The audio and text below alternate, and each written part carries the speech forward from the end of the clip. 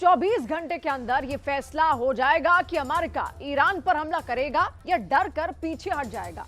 Oman में America और Iran की बातचीत को लेकर बड़ी खबर व्हाइट हाउस से आई है। ट्रंप ने कह दिया है अगर ईरान पर हमला करना पड़ा तो इसमें पहला अटैक इजरायल करेगा। सवाल है कि क्या एटम बम देखकर डोनाल्ड ट्रंप बैकफुट पर आ गए हैं?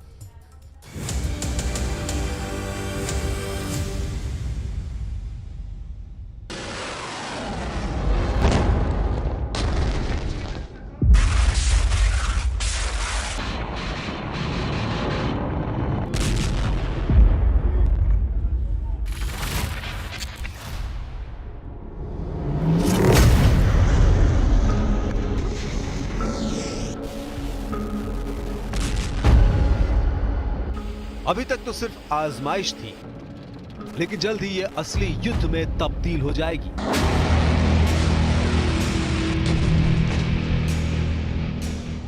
एक एक मिसाइल, एक एक बम और एक एक ड्रोन से बदला लेगा ईरान। 26 घंटे के अंदर ईरान और अमेरिका के बीच परमाणु मुद्दे पर बातचीत जंग की तरफ यू टर्न ले चुकी है। ईरान ने कह दिया है जितने अड्डे उससे 100 गुना मिसाइलों से किए जाएंगे हमले, यानी एक अड्डा और 10 मिसाइल। हर टारगेट को 100 मिसाइलों से खत्म करने की कसम खा रहा है ईरान। डोनाल्ड ट्रंप ने कहा है कि सैन्य कार्रवाई का विकल्प खुला है, लेकिन ईरान के खिलाफ किसी भी मिशन का नेतृत्व इजराइल करेगा। नेतन्याहू ने अमेरिका की खुफिया एजेंसी CIA और मोसाद के प्रमुख के साथ बैठक की है। ईरान ने कहा है कि उसके ऊपर दबाव बढ़ाया गया तो वो UN की परमाणु एजेंसी IAEA के निरीक्षकों को बाहर निकाल सकता है। साफ है कि ईरान को लेकर कुछ बड़ा होने वाला है, जिसका अंदाजा सिर्फ 3 लोगों को है, और यही 3 लोग फैसला करेंगे कि ईरान, अमेरिका और इजराइल अगर युद्ध लड़ते हैं तो क्या होगा। लेकिन तीनों को लेकर 30 से ज्यादा सवाल बहुत बड़े खतरे का सिग्नल दे रहे हैं। 24 घंटे में किसने यू टर्न लिया, कौन आक्रामक हुआ, दुनिया में इन 3 लीडर्स पर सबकी नजर बनी हुई है। परमाणु समझौते से परमाणु धमाके वाले खतरे को खत्म करने का काम अब काम तमाम वाले वर्जन की तरफ अपग्रेड होता नजर आ रहा है। डोनाल्ड ट्रंप क्या फैसला लेंगे, नेतन्याहू क्या करेंगे, और सबसे अहम बात कि खामेनेई का ऑर्डर किसके लिए खतरा बन जाएगा, पूरी दुनिया यही जानना चाहती है। A little time, but we don't have much time because we're not going to let them have a nuclear weapon. Can't let them have a nuclear weapon. And we're going to let them thrive. I want them to thrive. I want Iran to be great. The only thing they can't have is a nuclear weapon. They understand that. America के साथ Iran की Oman में meeting होने वाली है। मुद्दा परमाणु कार्यक्रम है, और इस मीटिंग से पहले ही ईरान ने अमेरिका को बहुत बड़ी धमकी दे दी है। ये डोनाल्ड ट्रंप को करारा जवाब कहा जा रहा है। साफ है ईरान और अमेरिका के बीच तनाव वाला मीटर रिकॉर्ड तोड़ रहा है। ट्रंप ने चेतावनी दी है कि बातचीत बेनतीजा रही तो मिलिट्री विकल्प खुला हुआ है, और अब ईरान का जवाब बता रहा है कि परमाणु समझौते के लिए बातचीत शुरू होने से पहले फेल हो रही है। When it comes to Iran, the president has reimposed crippling sanctions on the Iranian regime, and he's made it very clear to Iran they have a choice to make. You can strike a deal with the president, you can negotiate, or there will be hell to pay. And as the president said yesterday, if they don't choose to move forward with diplomacy and a deal, which is the direction we do see them headed in, there will be grave consequences to pay. White house की press सचिव Caroline Livet को Trump बहुत समझाकर media के सामने भेजते हैं, और कैरोलिन भी उतना ही बोलती है जितना ट्रंप बताना चाहते हैं। एक बार जब कैरोलिन पर फिर से ईरान को लेकर सवाल दागा गया तो उनका जवाब देखिए। We're hearing some pushback from Iran now saying those talks will be indirect. Can you clarify? They will be direct talks on Saturday, and I won't get ahead of the president on any further details.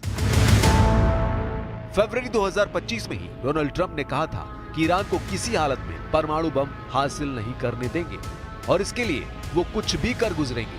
अब Iran को लेकर उनकी Netanyahu से मुलाकात हो चुकी है, और ट्रंप ने कहा है कि अगर ईरान पर हमला किया जाता है तो इजराइल ऐसे हमले का नेतृत्व करेगा। With Iran, if it requires military, we're going to have military. Israel will obviously be very much involved in that. He'll be the leader of that. but nobody leads us. We do what we want to do. सवाल है कि क्या America Iran पर खुद पहला हमला नहीं करना चाहते हैं, या फिर उनको डर है कि अगर ईरान से काउंटर अटैक हुआ तो सबसे पहला टारगेट खाड़ी देशों में उनके मिलिट्री अड्डे पहले बनेंगे। इजराइल पर जवाबी हमला बाद में होगा। در منطقه حداقل در اطراف ایران 10 پایگاه دارن، 50,000 نفر نیرو هم دارن، یعنی در یک اتاقک شیشه‌ای نشستن. کسی که تو اتاقک شیشه‌ای هست سمت کسی سنگپرانی نمیکنه. ट्रंप को डर है कि ईरान अगर परमाणु बम बनाने में कामयाब हुआ तो अमेरिका और इजराइल के लिए बड़ा खतरा पैदा हो जाएगा। इसकी पूरी गारंटी है। इजराइल भी एक अघोषित परमाणु पावर है, वो इसका दावा नहीं करता, लेकिन कई अंतर्राष्ट्रीय संस्थाओं की रिपोर्ट है कि इजराइल के पास 100 एटम बम है। लेकिन अब ईरान ने परमाणु बम बनाया तो तेल अवीव और तेहरान की टक्कर पूरी दुनिया के लिए खतरा बन सकती है। ईरान पहले 13 अप्रैल 2024 को और फिर 1 अक्टूबर 2024 को दिखा चुका है कि उसके पास ऐसी मिसाइल है जो लॉन्च होने के बाद 400 सेकंड के अंदर इजराइल पर जाकर तबाही मचा सकती है। ऐसे में ईरान का एटम बम या कहे कि उसके तमाम परमाणु ठिकाने फौरन तबाह कर दिए जाएंगे। यही इजराइल का फोकस होगा। ईरान अपना अंडरग्राउंड मिसाइल अड्डा दिखा चुका है, ड्रोन वाली सुरंग दिखा चुका है और मिसाइल टेस्ट तो लगातार होते ही रहते हैं। इस सब के बीच पश्चिम एशिया में अमेरिकी सेना की गतिविधियां भी बता रही हैं कि डोनाल्ड ट्रंप और बेंजामिन नेतन्याहू दोनों इस वक्त ईरान को लेकर बहुत आक्रामक हैं। दोनों चाहते हैं कि ईरान का परमाणु कार्यक्रम खत्म कर दिया जाए, फिर वो दबाव से हो या फिर बमबारी से।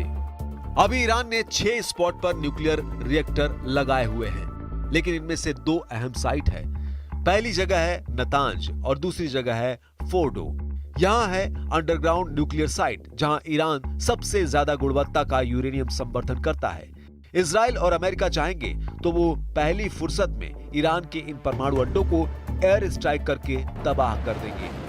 ये वो जगह है जहाँ बेहतर क्वालिटी यानी बम बनाने के लिए बेहतर यूरेनियम तैयार किया जाता है। इजराइल ने लेबनान और गाजा में अब तक जो बमबारी की है, इसके जरिए नेतन्याहू ने यह भी दिखाने की कोशिश की है कि उनके बम कितने ज्यादा खतरनाक हैं। इजराइल जब अमेरिका से मिले बंकर बस्टर बम मारता है तो क्या होता है, ये बम कितनी बड़ी तबाही मचाते हैं। गाजा से लेकर बेरूत और सीरिया में भी ऐसे धमाकों ने बताया है कि इजराइल को मिले बंकर बस्टर बम कितने ताकतवर हैं। लेकिन ऐसी बमबारी करने से पहले ट्रंप और नेतन्याहू को 100 बार सोचना होगा। ईरान कह चुका है कि उसके परमाणु अड्डे पर हमले का मतलब है वर्ल्ड वॉर। ईरान ये वार्निंग बार बार दे चुका है और लगातार दे रहा है।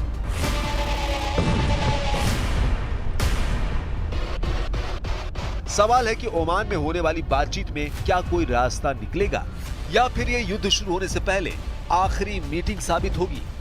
It is a meeting to determine whether or not the Iranians are serious. And so that clearly would be the goal of that singular meeting and effort. As far as the arrangements or what the rooms are or who's in which rooms, I don't have that for you and I'm not going to speculate.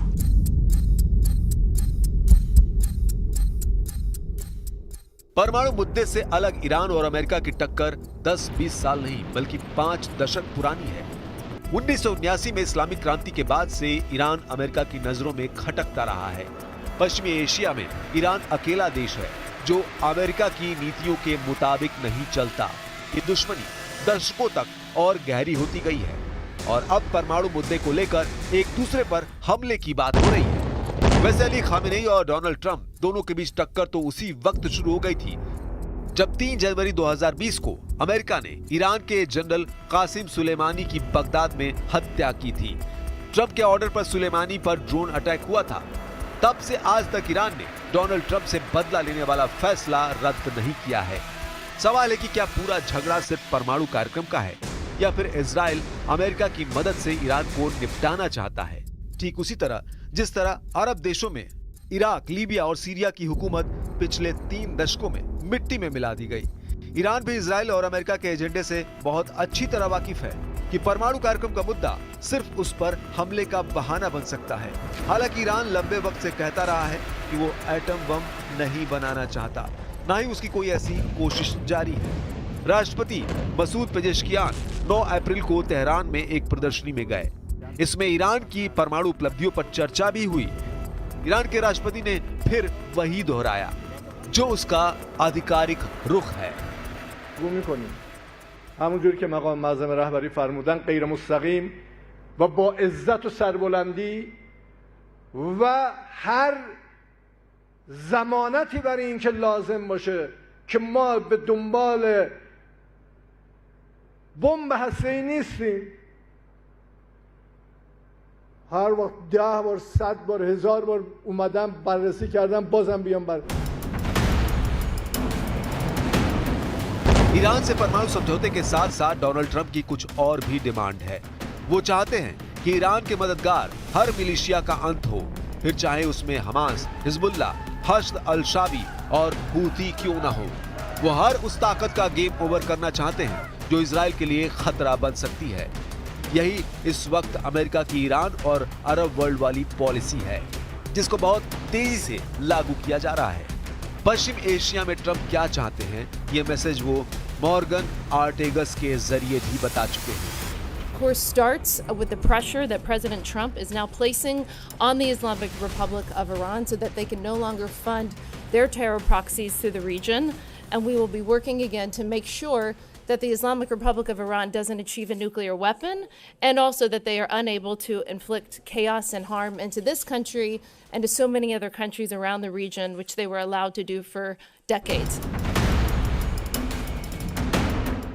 Iran को लेकर Trump की नीति साफ है और ये उन्होंने Yemen में दिखाने की पूरी कोशिश की है। यमन के हुदैदा इलाके में अमेरिका की बमबारी में 10 लोगों की मौत हुई है, जबकि 16 लोग घायल हुए हैं। अमेरिका का दावा है कि उसने 7 अक्टूबर 2023 के बाद से अब तक यमन में 200 बार हमले किए हैं और हुती सरकार का दावा है कि इन हमलों में 107 लोगों की मौत हुई है। लेकिन सवाल है कि क्या यमन पर जिस तरह से हमले किए गए हैं, क्या ईरान के खिलाफ ऐसी एयर स्ट्राइक की जा सकती है, वो भी बिना किसी काउंटर अटैक के? अमेरिका और इजराइल के विमानों के लिए ईरान की तैयारी को जरूर देखिए, क्योंकि ईरान की एयर पावर चौंका सकती है।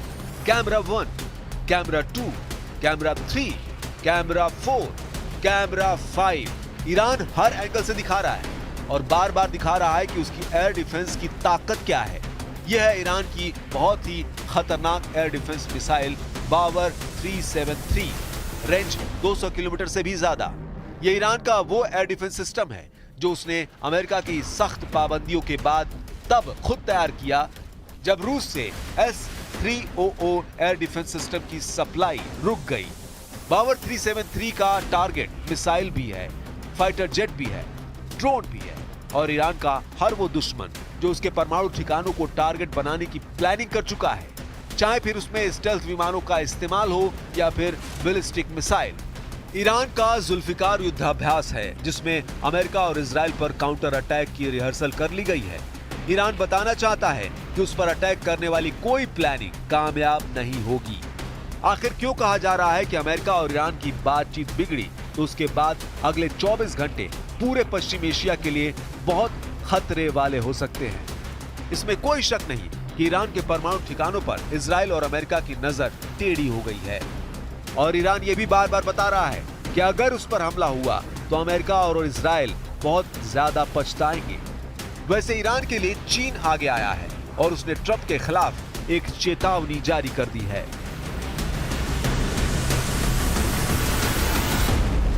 秉持相互尊重的精神，参与对话协商，同时停止动辄武力施压、极限动辄武力威胁、极限施压的错误做法。 साफ है कि ईरान को लेकर अगले 24 घंटे में बड़ा फैसला होना फाइनल है। अब सवाल है कि ईरान पर यह फैसला खुद डोनाल्ड ट्रंप लेंगे या फिर फैसला तेल अवीव में होगा और ट्रंप सिर्फ इसे लागू करेंगे। अगले 24 घंटे न सिर्फ पश्चिम एशिया बल्कि पूरी दुनिया के लिए काफी अहम होने जा रहे हैं।